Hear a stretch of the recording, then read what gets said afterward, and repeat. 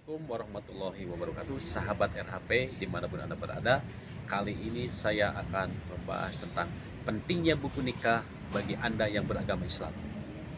Mungkin Anda pernah mendengar istilah nikah siri, dan mungkin Anda juga tentunya pernah mendengar istilah nikah resmi.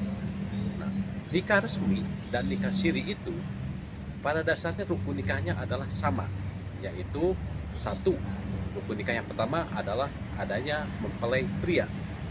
Kemudian rukun nikah yang kedua adalah adanya mempelai wanita.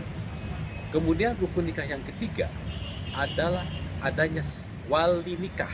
Wali nikah itu tentunya dari pihak wanita, dari pihak istri. Kemudian yang rukun nikah yang keempat adalah adanya saksi nikah. Saksi nikah ini tentunya harus laki-laki yang dewasa dan jumlahnya 2 orang. Kemudian adanya ijab dan qabul. Ijab dan qabul ini tentunya disertai dengan mahar. Nah, kedua rukun nikah ini sama pada dasarnya. Tadi persamaan rukun nikah siri dan rukun nikah resmi. Lantas apa yang membedakannya antara nikah siri dan nikah resmi?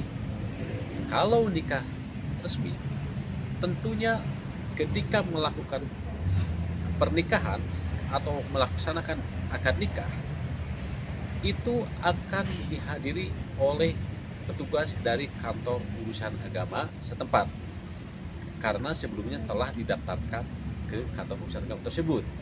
Dan setelah suami istri tersebut melaksanakan akad nikah, akan diberi buku nikah oleh petugas KUA tersebut seperti ini. Yang warna hijau adalah buku nikah untuk istri, yang warna merah adalah untuk suami. Lantas, apa manfaat dari buku nikah ini? Apabila nanti ternyata di kemudian hari setelah menikah, pasangan suami istri tersebut dikaruniai seorang anak, maka ketika akan mengajukan permohonan akad kelahiran anak tersebut, maka kantor catatan sipil di mana anak tersebut didaftarkan akta kelahirannya akan meminta syarat buku nikah. Ini adalah salah satu contoh apa pentingnya buku nikah tersebut. Kemudian apabila ternyata dalam waktu setelah berjalannya rumah tangga antara suami istri tersebut akan melakukan perbuatan hukum. Perbuatan hukum apa? Misalnya perbuatan hukum akan melaksanakan jual beli tanah atau jual beli rumah, maka buku nikah tersebut akan berguna. Dan ketika akan melakukan transaksi jual beli di hadapan notaris tersebut akan meminta buku nikah pasangan suami istri tersebut, karena harta tersebut telah menjadi harta gono gini. Kemudian manfaat berikutnya, misalnya apabila akan berangkat naik haji atau umroh, ini akan diminta oleh Departemen Agama tentang buku nikah tersebut karena sebagai mahram. Nah, masih banyak hal-hal lainnya yang tidak bisa saya sebutkan satu-satu, yang masih banyak manfaat-manfaatnya. Nah, lantas bagaimana kalau rumah tangganya di kemudian hari ternyata timbul masalah?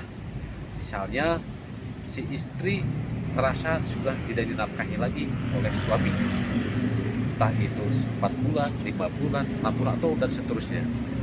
Sedangkan si istri tersebut merasa rumah tangganya sudah tidak ada harapan lagi diteruskan, karena untuk kehidupan sehari-hari pun suami tidak melaksanakan kewajibannya.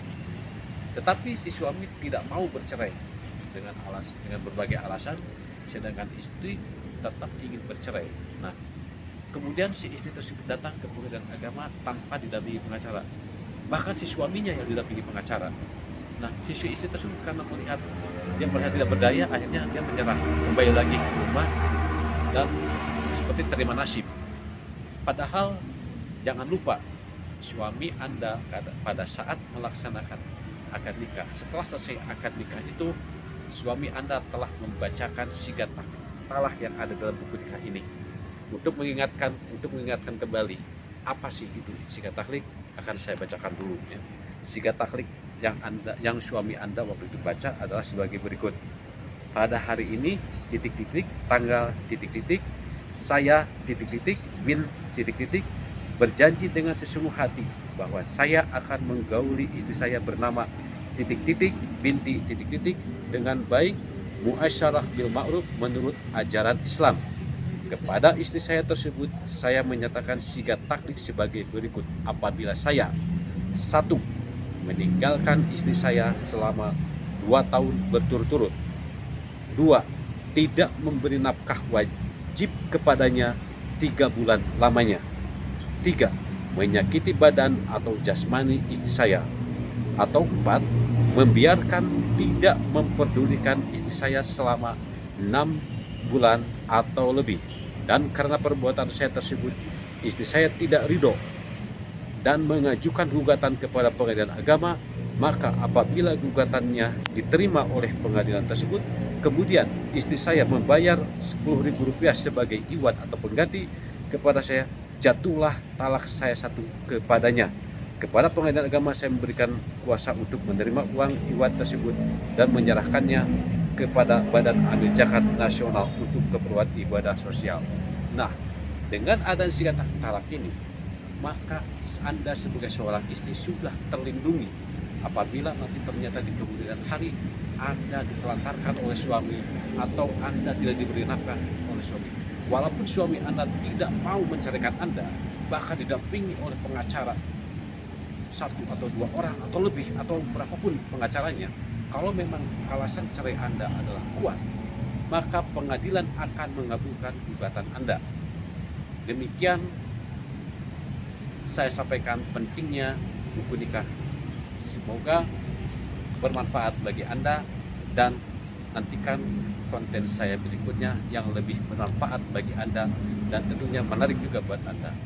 Assalamualaikum warahmatullahi wabarakatuh.